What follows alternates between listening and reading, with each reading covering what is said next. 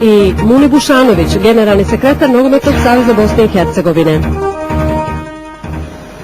Nakon finalne utakmice Kupa Bosne i Hercegovine između Sarajeva i Širokog, medijsko prepucavanje, veliki tekstovi i tako dalje, glavni akteri tih zbivanja, naši večerašnji gosti, gospodin Nijaz Gratić, dobroveče. Dobar večer. I gospodin Muni Bušanović, dobroveče. Dobar večer.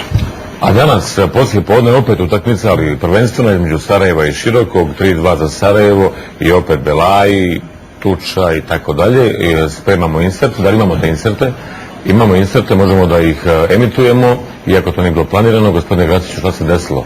Vi ste bili na utakmici. Došlo je do tuče između koga? Pa dobro, da bilo je stalno provociranje od trenera Širokog Brijega.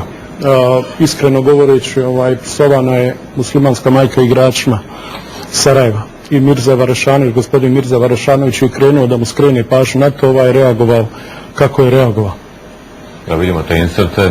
Znači... To je konstantno trajalo od početka utakmice. Znači, provokacija je bila. Da, već ima neki službeni zapis? Zapisnik je to ušlo upravo, ta stalna provokacija. To su gosti psovali? Ne gosti, trener. Trener Široko. Ne znam kako se gospodin zove. Evo, kako na kraju to završilo? Pa dobro, na kraju je završeno rezultatom 3-2, naša pobjeda, 3. mjesto i onako kako smo otprilike predvidjeli. Dakle, sve nekako, tako sam htio najavim, sve je kod nas nekako politika, pa i ovaj fudbal. Da li je, gospodine Gratiću, po vama fudbal pokleknuo pod politikom? Da, i to je jedan od mojih razloga zašto sam ja digao svoj glas. Politika je duboko prisutna u Nogometnom savezu i mi iz Fudbalskog kluba Sarajevo smo zauzeli stav da jednostavno to mora više prestati. Gospodine Šanoviću, vi kad god neko kaže Nogometni savez, dežurni generalni sekretar, drugi put. Dobro, ovaj put ja nisam došao iz tog razloga, ali kad ste na to pitanje ću vam reći pa ću kasnije izraziti svoju želju za tokom ove emisije. U svakom slučaju ne bi trebalo da bude personalnog karaktera, pogotovo ne između mene i gospodina Gratića, jer zasigurno ja nisam prava adresa za njega, niti on za mene, jer savez predstavlja predsjednik put. Tako da Gospodine Gratiću, koje su direktne vaše zamjerke Nogometnom savezu? Pa da vam kažem, ja sam očekivao ovakav uvod gospodina Muni Bušanovića. Nažalost, on je samo, čini mi se, kolateralna šteta u svim sukobima.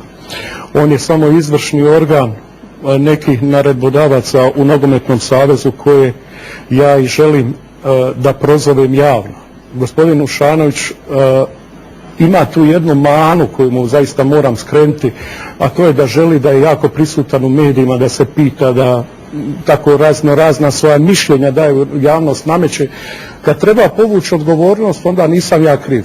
Nisam ni ja, gospodin Bušanović, kriv. Međutim, radi se o novcima. Ja sam zato došao i digao glas. Ja prvo što želim pitati, ako dopustite, znači da mi krenemo s obzirom i kratkoće emisije. Prije svega htio bih upitati za vašu funkciju koju vi obavljate kao generalni sekretar. Vas bira izvršni odbor, koliko ja znam. Izvršni odbor pravi nekakve uslove za prijem generalnog sekretara, je li tako? To bi trebalo otprilike da je tako. Da, ne znam što je tema. Tema bi bila jednostavno izvršni odbor nikad se nije sastao niti utvrdio dnevni red i ni pod kojom tačkom nije utvrđeno. Znači, koji su uslovi za prijem generalnog sekretara? To nije nikad bilo. Što misle da nije legalno? Nije legalno. Evo, neka mi kaže, evo ja konkretno, ja sam tek 6 mjeseci u fudbalu. To je vjerovatno pogrešno informisan, totalno, i to totalno pogrešno informisan, utvrđeno je aktima saveza, izabrano legalno, jednoglasno glasali svi članovi izvršnog odbora, znači tu nema uopšte nikakve dileme. Možete samo datum reći? Datum kad je to bilo? Posljednji put bi bilo je to prije recimo nepunu godinu dana.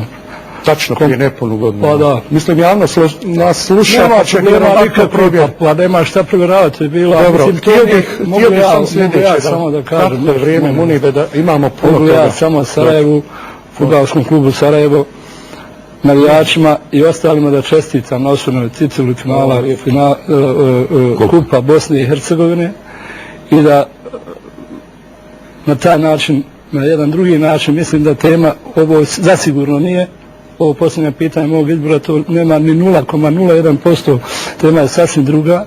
Šta je tema? Ja želim da ovaj put ova emisija krene jednim drugim tokom nego što je bilo u dosadašnjem, jer ona zasigurno nanosi štetu podvajanje, razdvajanje, odnosno svrstavanje nekoga, evo sad gledalaca u ovom slučaju, navijača i ostalih za Gratića ili za Sarajevo, ili za Muniba ili za Savez.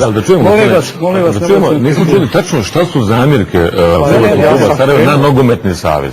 Pa pazite, krenuo sam malo našire, pa da dođemo do kluba Sarajevo.